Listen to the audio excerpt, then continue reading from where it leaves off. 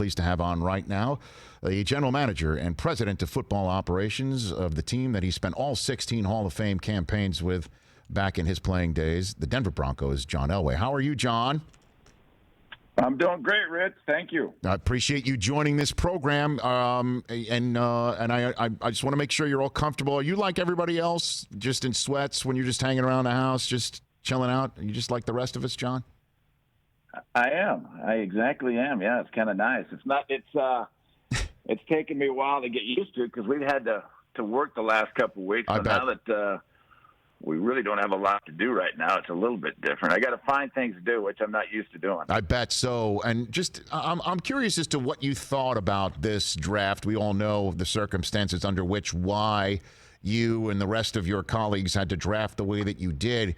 Was there anything to it that you thought, you know what, I wouldn't mind if we did this from now on, John? Yeah, I mean, I think that we really got a lot done. I mean, I think that with the space that we had and not having to deal with a lot of other things that you usually have to deal with at the office, that, it was a pretty good setup. I think draft day was good. My kids were here, so people got, they got to see kind of how everything worked and were intrigued by that. So I think it was great with that. And then, the only thing I didn't like is, I like a little bit more communication, private communication, which was hard to do when you're on Zoom, but we were able to do that with, on our cell phones and those type of things. So as time went on, we got more and more comfortable with it to where by the time the draft started, I think everybody was ready to go, and I think it worked out pretty well. Yeah, I mean, because I spoke to Howie Roseman of the Eagles a couple days ago, and he thought that the first couple of nights, he thought that maybe the way everything was going was, in fact, tamping down trades or conversations. And then Saturday, when things became a little bit more, one would say, I guess, normal, that's where things began to take off. Is what you just said kind of playing into what Howie said? Yeah, no question. I think Howie's right. I think that, everybody was a little bit cautious the first couple of days because obviously nobody wanted to make a mistake or if we got disconnected somehow and all of a sudden we were going to miss a pick. And so I think that's where most of the stress came from, in this setup rather than what we've done in the past. But it ended up being just fine, as you said. And, people started making some more moves and doing some different things on the last day, which, once everybody got comfortable. And then in terms of like being a private conversation, so you would just step away from the Zoom and go to the other part of your beautiful home draft setup and have a conversation on your cell phone? Is that how it worked? Yeah, exactly. Yeah. So we do that. And we didn't have a whole lot of those, but a couple situations just to look at different options. And so, yeah, that's how we, instead of being able to just, look at Vic next to me on one side or Matt Russell on the other side, we just had to do it via the cell phone. So that made it a little bit tougher. But once we got used to that, things got it went pretty well. All right. As you settled into your chair in your house on opening night of the draft, John Elway, if I had told you you could sit at 15 and Jerry Jeudy would fall to you, you would have said to me what? I'd have said there's about a 10% chance of that. I think, all our preparation and everything that we've done up to that point in time, and even in all our mock drafts, Jerry never got to us in our mock drafts. No kidding. So therefore, that was, it was a surprise to us. And it really all depended on what, especially with the Raiders and the Niners in front of us with, they needed wide receiver. They had wide receiver needs and as well as, you never know which direction the Jets were going to go, even though it was, we thought it was going to be tackled, but you never did know. So there's a lot of things that could have happened in front of us that, we wouldn't have ended up with Jerry, but fortunately it fell the right way and he fell into our laps and, we're thrilled about that. Did you try to knock on somebody's door in the top 10 at all? Yeah, we did. I think that, we did that, but I think with where we are as a football team felt that, we had I think we had 10 picks. And so we had, we had 5 in the first 100 picks. And so I think with where we were as a football team, draft capital was more important than moving up. We felt like even at 15, no matter how it felt. And then that's why we didn't, it was too much to move up, too costly to move up. So we felt like we were going to get a good football player there, plus without having to give up any draft capital. So are you also saying when you're mocking this out that you might not have thought Mayock and Gruden were going to take Ruggs in that spot, John? No, that was a bit of a surprise. We didn't have, even though what we do because what was different this year with our mocks is usually our scouts are in, and so we mock with all our scouts, and they have 3 or 4 teams apiece, and then we do the mocks that way. But this year we did it where we took all the mock drafts that were there, and we ran those scenarios, and then with each mock, what was left. And I don't know that there was ever a mock with Ruggs going at 12. And so, therefore, that's why I think it was such a different situation for us, because we hadn't been through that scenario. And then you went back to the Penn State wide receiver store in the second round, John. We did. You know, and I will tell you this, he was kind of our target in the second round from the very get-go, depending on how the first round fell. Right. We didn't know exactly how it was going to fall. And so, but he was going to be kind of our target in that second round, because we love his explosiveness. We love the speed and the way that he plays. And so he can really, threaten the defense. And so he was kind of our target. Now, not knowing how the first round was going to go, I was still prepared to go receiver. And I know that it helped us going receiver because of the fact that if we hadn't gone receiver in the first round, I think there'd been a lot of people that would better try to jump us in the second round. And so I think there's a lot of people behind us that kind of let us know that was kind of Hamler was their guy. But I think, with us sitting there, not going up, as well as having drafted wide receiver in the first round, I think people were more, we're fine sitting there thinking that we weren't going to draft another wide receiver. So it worked out well for us. I know you went wide receiver, John. Why? I mean, obviously, there are a lot of potential answers to that, but why did you do that?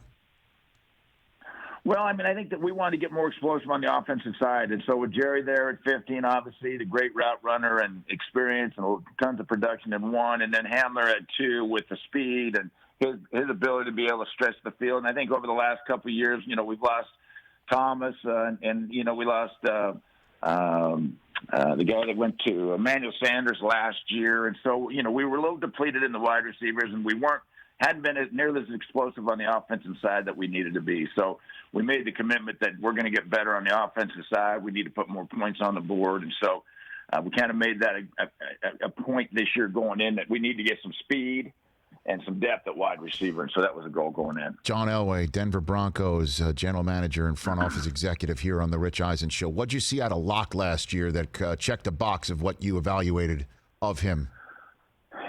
Rich, I think the thing about quarterbacks is you can see the physical talent on tape. You can see how they throw it, how they move, how they go through reads, how they're able to get through reads, and so progressions and all that. You can see all that on tape, and I always think that the number one thing with quarterbacks that's very difficult to read is how are they going to handle the situation, how are they going to handle the pressure of the NFL and the lights when the lights get turned on. How are they going to handle it? And I think 80% of that.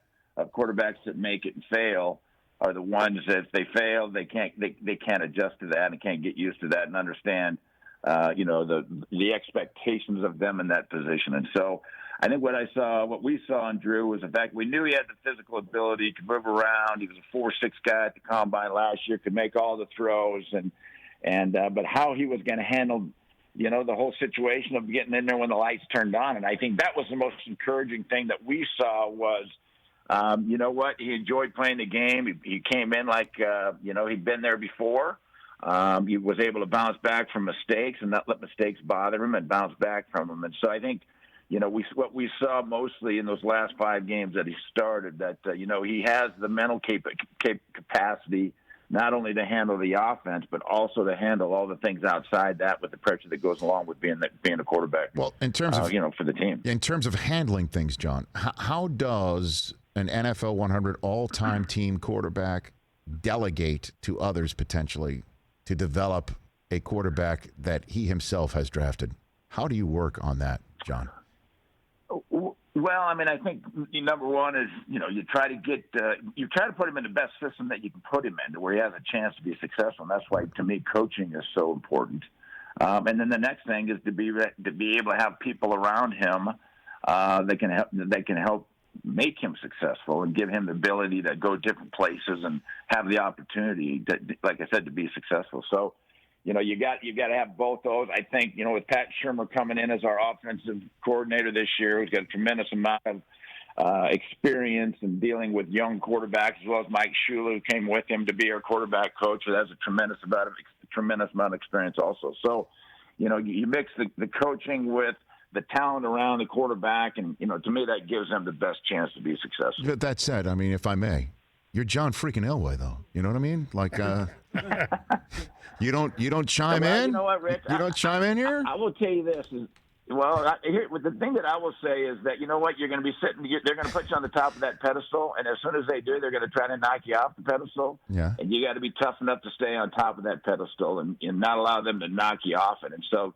that comes with confidence and the confidence in yourself, the ability to it, understanding that the world is going to cave at some point in time. You're going to have a poor game, and the world's going to cave in around you. And it's how you handle that coming out and how you handle next week, because you're going to have a lot of good times and you're going to have a lot of tough times. And it's easy handling the good times are easy to handle. It's how you handle the tough times in your career and how you come through that. And as long as you've got your nose to the grindstone, yeah, you know that you can do what you're able to do and get out there and continue to work at it, then you'll grind through that. And because it's a grind. They'll as I said, you're on that pedestal for your whole career, and all they try to do is shoot you off. That's your job to stay there. But you don't ever pull Locke aside or anybody aside, or do you say, hey, my door's open? Because again, what you could do. No. Yeah, no. I like having conversations with them, and again, I don't do a lot of that because as a quarterback, they're getting instruction from a lot of different points of view from their coaches, offensive coordinator, as well as the quarterback coach. Head coach jumps in there every once in a while too. But my thing is big picture with him, right? My deal is to be there for support, help him through the different times that maybe he's going through, that I can give him my experience and how I got through that. So there's no question. The conversations I have with him were definitely on the big picture of playing, not necessarily each different play, but the idea of how to play the game and how to handle everything that goes along with that position. So, yeah, no, the door's always open. I talked to Drew. I haven't talked to him a lot this off season, but definitely plan on talking to him more and having had the experience that I've had to be able to help him along that way. In the few minutes I had left with you, John Elway, I want to go memory lane with you a little bit here. I remember the first time I saw Pat Bowlen, with NFL Network, which would never have existed without him, period, end of story. I just thought, this is the coolest guy I've ever come across, with the glasses. It was a leather jacket. Give me the coolest Bowlen story for you. What's the coolest Pat Bowlen story that's in your repertoire, John? You know what, Rich? I think, Rich, that's one thing. When you talk about that, he was a cool dude. I think that I think he was 42 or 43 years old when he brought the Broncos, and so imagine that. Can you imagine being 42 years old and owning an NFL team? That would be a lot of fun. And I think that he was one guy that took full advantage of that, but he had a great sense for, as you said, without him, the NFL Network, as far as some of the different things that he did, because I think he was on every committee he could possibly be on at the league level. Oh, yeah. But just had really a sixth sense about people, the right people in right positions. He was not a guy that, would jump in and have a bunch of suggestions or tell you to do something, but, he always wanted to be in the know. He always wanted to know what you were doing, and he wanted to know why. And so as long as you had the why, he was very easy to work for. And if you didn't have the why, then, as much, wanted to know, then you have to have some kind of why of what you're doing. So, but he was very easy. He was great. It's like you said, I played a lot of golf with him. He was fun to play golf with, and was a guy that just a great owner, and will be missed forever. So I got Favre on the next hour, John. What was it like in that Super Bowl? You're laughing already. Give me a good Favre story. What do you got for me? Come on, John. I love the guy. He's a guy that, every time he's on, he's fun to talk to. He's got a great sense of humor. He's got that disposition that, He doesn't care what the world thinks, and is just just a tremendously funny person that is fun to be around. And so there are so many Brett Favre stories, and the thing is, he always used to kill me when we're over there in the Pro Bowl, and he used to kill me for my walk. He had me totally pegged when it came down to how I walked, and so he spent a lot of time walking around the swimming pool when we had a break at the Pro Bowl, showing that the move that how I walked, and so. But it was a very good imitation. What was it? What was it? You had the sachet? I don't know what was it. Pigeon toe? No, stick my rear end out and pigeon toed and waddle up there. So it was a little overdone, but I'm sure it was.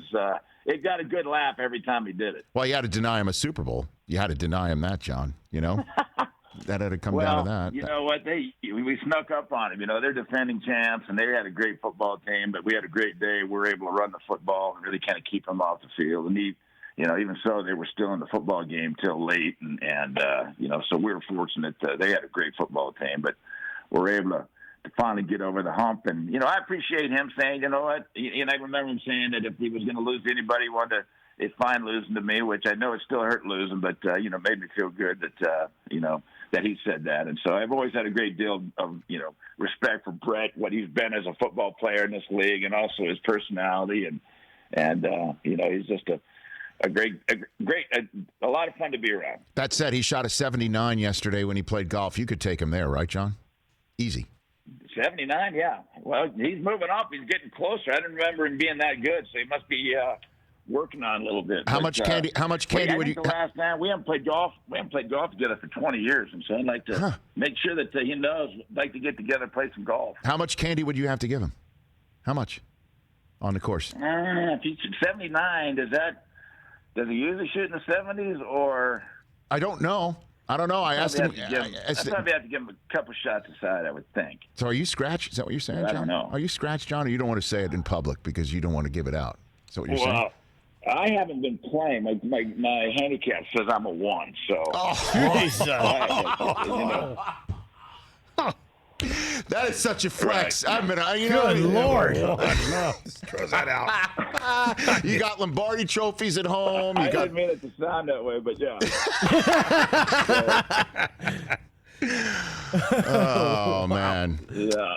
All right, John. Last one for you. How often do you think of the drive? Do you ever think about that? I mean, you ever sit around just thinking about one of your great moments in the history of the game? You ever think about that, John? Yeah, you know what, Rich? Kind of the fun thing about this whole thing of being quarantined at home and not any live TV is there's been a lot more, things on TV from the past, a lot more older NFL games. Right. I was able to see the drive game and take a peek at it. Yeah, I think about it. I mean, that was probably, other than the Super Bowl, was the biggest game of my life, just in the fact that it was one that put me on the map, and especially with everything. It was in my 4th year and everything that I'd gone through as far as with the draft and getting traded to Denver. And so, and struggling my first year. And so to be able to continue to get better and then finally in the 4th year be able to have the drive and be able to do that and get the win in overtime really kind of put me on the map. And so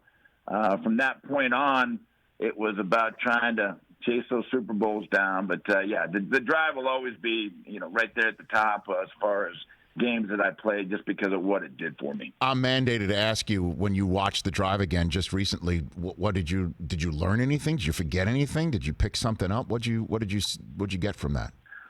It's funny. I can still remember what I was thinking when I watched the game, and I can still remember each play and what I was thinking afterwards and how the whole thing presented. Now, I don't remember each play once we get into overtime. Sure. But I was able to, and it is exciting to watch because I think probably the last time I saw that was 10, 15 years ago. And so, you kind of go back and you relive it and I'm going to almost be 60 years old. I'll be 60 years old this year. And so to be able to look back at that, now it's getting to the point, was that really me? Just because it's getting to be so much, so long ago. But, what it does is it makes you want to play again. And, wish you had that 25, 30-year-old body to be able to go do that. Helps to know the ending too, though, right? Oh, it does. There's no question. Yeah, it's a real positive. But at the time, it's not nearly as much fun at the time as it is looking back when you're almost 60. Yeah, I mean, I'm just looking at the ratings for this right here in front of me. They didn't watch it in Cleveland. That's odd. They just turned the television sets off, John. Yeah, that was, Rich, I remember that was a loud stadium, and they were playing great. They had a great football team. They did. And, old Cleveland Municipal with the baseball, and it was a dark, dreary day. It was cold. I think it was around 10 degrees. It was kind of damp and wet. And kind of one of those old things that when I was watched, I look back at when Jim Brown was playing and those guys were playing. That's what I look back at that now, it's the same look except it's me playing, and so it's just a great memory, and just the way it all came about to where we walked out of that place and it was there. You could hear a penny drop on the ground. It was so quiet, and so and unfortunately, 2 out of the next 3 years we were able to beat them here in Denver in the AFC Championship game. So. They've always it's been a nemesis for them. We've been a nemesis for them for a long time. You could say that again. Hey, John, appreciate the time. Always love our chats. I could chat with you all day, but I do have Favre coming up, and I can't wait to tell him that that you still have some strokes to get back to the course, John. I can't wait to tell him that. Well, maybe. We'll see if you can make it work a good deal for me. See if we can get on the golf course. I'll be more than happy to negotiate that for you. We'll chat soon. That sounds good, Rich. Thank you. You take care. No, thank you. That's John Elway, everybody. How great was that? Hey, you watched all the way to the end. Thanks for that. Watch more right here.